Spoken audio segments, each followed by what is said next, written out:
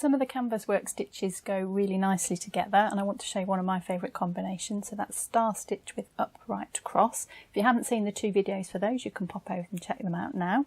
And this is what they look like when you put them together. So the white ones are the stars and the small red ones are the upright crosses, and they fit together really nicely. So I'll just show you how to start the star stitch, sorry. So you need to leave the right space to allow the upright cross to fit. So here's the end of my star stitch. There's the ends there. So there's one clear hole in the middle.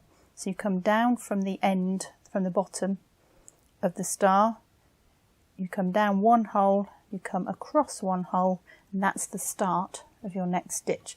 So there's basically a whole space between every stitch, a complete hole.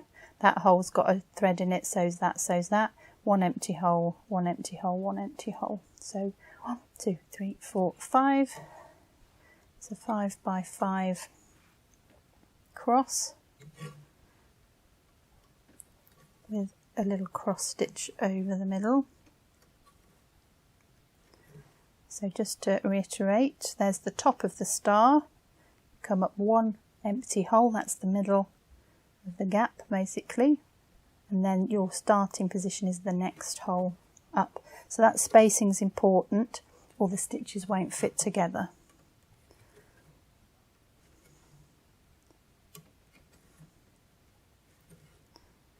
So just put one more star in there. Right, let's put the upright crosses around, put them in the red. So now you should find that you've got exactly the right space to fit your upright cross. So I'm going to start down here so you can see how they fit together. So now we've got this empty hole in the middle of all of our star stitches, so this will be the middle of the upright cross.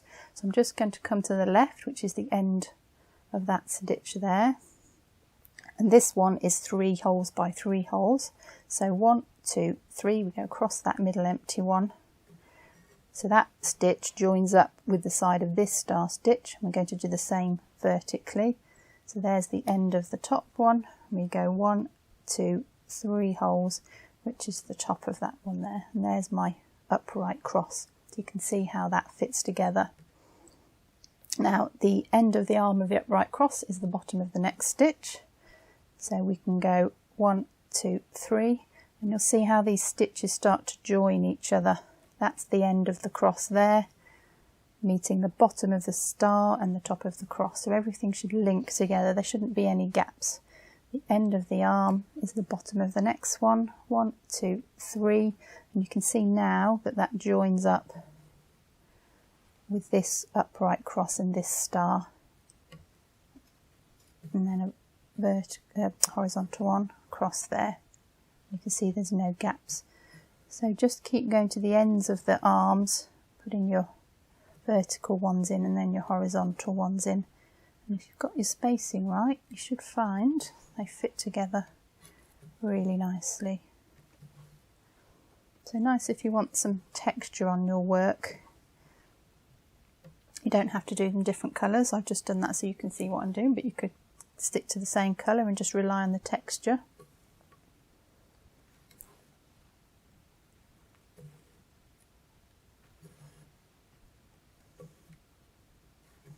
Just go round to the bottom and join these up so you can see how they fit together.